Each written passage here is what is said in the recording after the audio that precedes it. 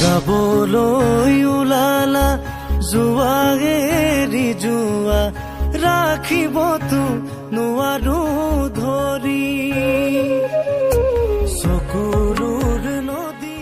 নমস্কাৰ বন্ধু বান্ধৱীসকল, মোৰ নাম চন্দন। মই আহিবলৈ আকৌ এটা নতুন ভিডিঅ' লৈ। আজি আমি বনাম আৰম্ভণিত দেখা লিৰিক ষ্টেটাছটো। এই ষ্টেটাছটো বনাব হ'লে আপোনাৰ দুটা এপৰ প্ৰয়োজন হ'ব। প্ৰথমটো হ'ল এলাইট মোচন, দ্বিতীয়টো কাইন মাষ্টাৰ, যাৰ লিংক মই ডিছক্ৰিপশ্যনত দি দিছোঁ।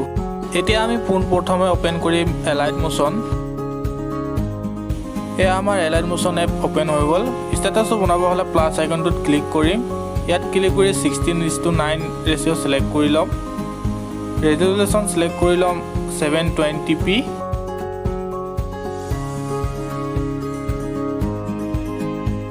এতিয়া আমি এড কৰিম ফটো এড কৰিব হ'লে প্লাছ আইকনটোত ক্লিক কৰি ইমেজ আৰু ভিডিঅ'ত যাব। তাত গৈ পেলাই আপোনাৰ মন পচন্দৰ যিকোনো এটা ফটো ছিলেক্ট কৰি ল'ব। এয়া আমাৰ ফটো এড হৈ গ'ল। ফটো এড হোৱাৰ পিছত আপুনি যিমান ছেকেণ্ডৰ ষ্টেটাছ বনাব বিচাৰিছে সিমান ছেকেণ্ড লৈ ফটোখন বঢ়াই ল'ব। এতিয়া আমি নেক্সট এড কৰিম ইয়াত চং এড কৰিব হ'লে প্লাছ আইকনটোত ক্লিক কৰি পেলাই অডিঅ'ত যাব। অডিঅ'ত গৈ পেলাই আপোনাৰ মন পচন্দৰ যিকোনো এটা গান ইয়াত ছিলেক্ট কৰি ল'ব। এয়া আমাৰ এতিয়া চং এড কৰা হৈ গ'ল। ইয়াৰ পিছত আমি ইয়াত এড কৰিম লিৰিক এড কৰিব হ'লে প্লাছ আইকনটোত ক্লিক কৰি টেক্সটত যাব।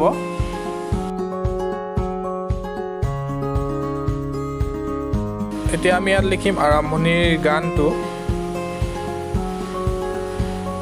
যাবলৈ ওলালি। এতিয়া আমি যিটো টেক্সট লিখিলোঁ তাৰ চাইজ বঢ়াম। চাইজ 40ৰ আচপাছ ৰাখিম। তাৰপিছত আমি ছিলেক্ট কৰিম কালাৰ হোৱাইট। এতিয়া আমি ইয়াত এড কৰিম ফ্ৰণ্ট, যাৰ লিংক মই ডিছক্ৰিপশ্যনত দি দিছোঁ। তাৰ পৰা আপোনালোকে ডাউনলোড কৰি ল'ব পাৰিব।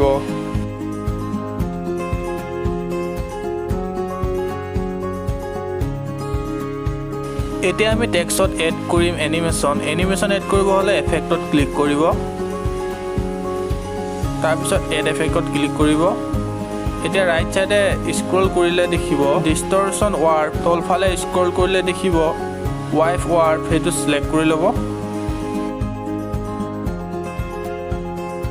এয়া আমাৰ এফেক্ট এড কৰা হৈ গ'ল। এতিয়া আমি এফেক্টটো এডজাষ্ট কৰিম নিজৰ মতে।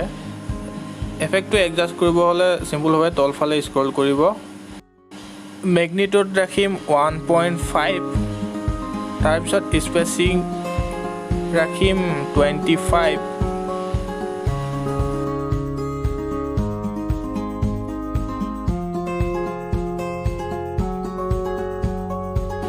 ইমানখিনি এডজাষ্ট কৰি লোৱাৰ পিছত আৰু আপোনালোকে ইয়াত একো কৰিব নালাগে, কিয়নো কৰিলে পিছত বেয়া দেখিব। চিম্পুলভাৱে ওপৰত আহি যাম। এতিয়া আমি আমাৰ লিৰিকটো ষ্টাৰ্টিং পইণ্টত লৈ আনিম। মই যেনেকৈ আনিছোঁ ঠিক তেনেদৰে কৰিব ল'ব। তাৰপিছতে প্লাছ আইকনটো টিপি দিব। প্লাছ আইকনটো টিপি অকণমান আগত যাব। আগত যোৱাৰ পিছত এতিয়া আমি প্লাছ আইকনটোত ক্লিক কৰি পেজ যিমান পাৰে বঢ়াই ল'ম। যিমান বঢ়াব সিমান ভাল দেখিব, কিয়নো প্ৰথম ষ্টাৰ্টিংখিনিত বহুত স্পীড দিও ক'লেও পাৰে নিদিব। এতিয়া আমি যাম, মই যেনেকৈ কৰিছোঁ ঠিক তেনেদৰে কৰি ল'ব। প্লাছ আইকনটোত ক্লিক কৰিব। তাৰপিছত স্পীড ইয়াত ইমান নিদিব, বেছি দিলে মানে বেয়া দেখিব টেক্সটটো। চ' লাষ্টত এণ্ডত গৈ পেলাই যিমান পাৰে স্পীড বঢ়াই দিব। এতিয়া আমাৰ হৈ গ'ল এনিমেশ্যন এড কৰা। মই এতিয়া ইয়াত গোটেই লিৰিকখিনি লিখি লৈছোঁ। তাৰপিছত কৈ আছোঁ কেনেধৰণে কি কৰিব লাগে। এতিয়া আপোনালোকে দেখিব পাইছে যে মই সকলো লিৰিক এড কৰি ল'লোঁ। এতিয়া আমি এড কৰিম যিটো প্ৰথম লিৰিক লিখিছিলোঁ, তাত এড কৰিম মুভমেণ্ট এড কৰিব হ'লে যিটো লিৰিক লিখিছিল তাত টাইপ কৰিব। মুভমেণ্ট এড ট্ৰান্সপেৰেণ্টত যাব। এতিয়া আপোনালোকে ইয়াত দেখিব পাইছে যে swipe hair to move layer. আপোনালোকে এই মুভ লেয়াৰ যিটো দেখিছে এইটোত লেফ্ট ফালে চুৱাইপ কৰিলে লেফ্ট ফালে যাব, ৰাইট ফালে কৰিলে ৰাইট, ওপৰত কৰিলে ওপৰত যাব, তলত কৰিলে তলত আহিব। আমি প্ৰথমে এই প্লাছ আইকনটোত ক্লিক কৰিম। তাৰপিছত আমি লেফ্ট চাইডে চুৱাইপ কৰিম। আপোনালোকে দেখিব পাইছে ওপৰত টেক্সটটো কোনফালে গৈ আছে। লেফ্ট চাইডে চুৱাইপ কৰি যাম।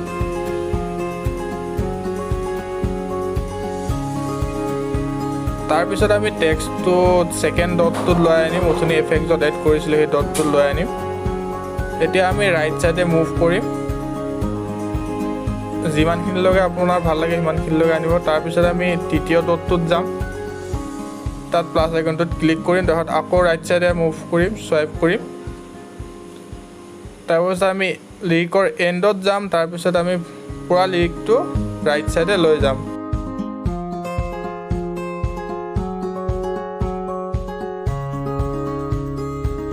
যাবলৈ ওলালা আপোনালোকে দেখিব পাইছে যে আমাৰ টেক্সটত এনিমেশ্যন এড কৰা হৈ গ'ল আমি দ্বিতীয় টেক্সটত এতিয়া টেপ কৰিম ক্ষমা কৰিব প্ৰথমে আমি প্ৰথম যিটো লিৰিক লিখিছিলোঁ তাত টেপ কৰিম তাত টেপ কৰি যিটো এফেক্ট এড কৰিছিলোঁ সেই এফেক্টটো এই তিনিটা ডটত ক্লিক কৰি পেলাই কপি কৰি ল'ম এফেক্টটো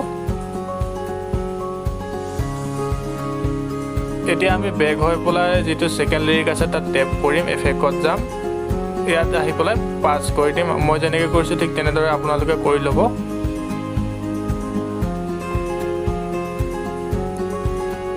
এতিয়া আমি ইয়াত মুভমেণ্ট এড কৰিম ঠিক আগৰ দৰে মুভ এণ্ড ট্ৰান্সফৰ্মত যাম তাৰ প্লাছ আইকনটোত ক্লিক কৰি দিম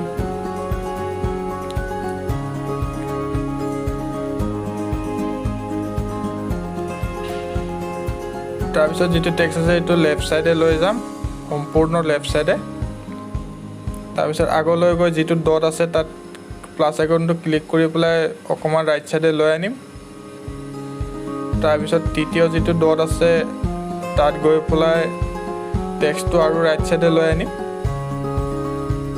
ইমানখিনি হ'লে বাছ হৈ যাব আপোনালোকৰ ইচ্ছা অনুযায়ী এড কৰি ল'ব তাৰপিছত সম্পূৰ্ণভাৱে ৰাইট চাইডে পঠাই দিম আপোনালোকে ভালদৰে চাব ভিডিঅ'টো কেনেধৰণে কৰা হৈছে এতিয়া আমি তৃতীয় লিৰিকত টেপ কৰিম ঠিক আগৰ দৰে পাছ কৰিম ইয়াত এফেক্টত গৈ পেলাই তাৰপিছত মুভ এণ্ড ট্ৰান্সফৰ্মত যাম প্ৰথমে প্লাছ কৰি ল'ম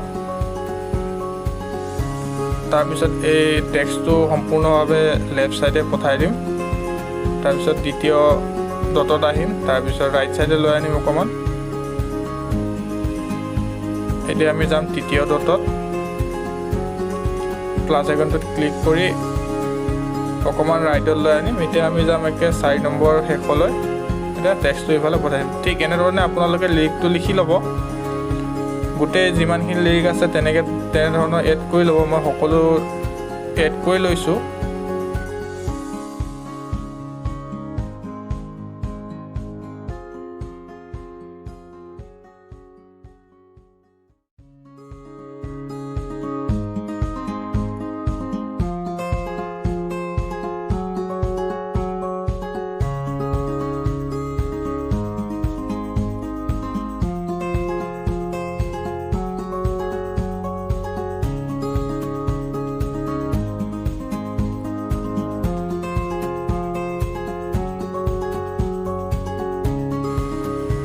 সকলোবোৰ এফেক্ট এড হোৱাৰ পিছত আমি ইয়াত ক্লিক কৰি পেলাই ভিডিঅ'টো এক্সপৰ্ট কৰি ল'ম